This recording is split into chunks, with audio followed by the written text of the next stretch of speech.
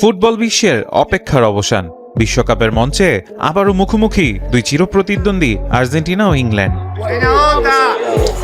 ১.৫ দশকের স্মৃতি, আবেগ আর ইতিহাসকে সঙ্গে নিয়ে আটলান্টায় নামছে দুই ফুটবল পরাশক্তি। লক্ষ্য একটাই, বিশ্বকাপের ফাইনালের টিকিট। আর্জেন্টিনা ইংল্যান্ড দ্বৈরথ মানেই বাড়তি উত্তেজনা। ১৯৮৬ বিশ্বকাপে ম্যারাডোনার হ্যান্ড অফ গড আর শতাব্দীর সেরা গোল আজও ফুটবল প্রেমীদের স্মৃতিতে অমলিন। ১৯৯৮ বিশ্বকাপে বেকহামের লাল কার্ডও যোগ করেছে এই প্রতিদ্বন্দ্বিতার নাটকীয় অধ্যায়। তবে এবার গল্পের কেন্দ্রবিন্দু লিওনেল মেসি। ৮বারের ব্যালন ডিওর জয়ী মহাতারকার ক্যারিয়ারে ইংল্যান্ডের বিপক্ষে এটাই হতে যাচ্ছে প্রথম ম্যাচ।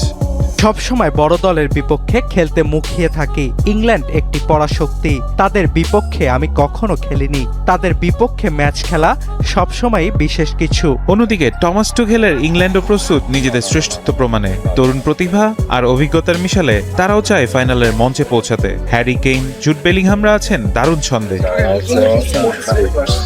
একদিকে বিশ্ব চ্যাম্পিয়ন আর্জেন্টিনা, অন্যদিকে শিরোপার ক্ষুধায় থাকা ইংল্যান্ড। ইতিহাস, আবেগ আর শব্দ সবকিছুর মিলন ঘটবে সেমিফাইনালের মহারণে। বুধবার আটলান্টায় শুরু হবে লড়াই। জয় দল পাবে ফাইনালের টিকিট, আর বিশ্ব দেখবে ফুটবলের আরেকটি নতুন ইতিহাস।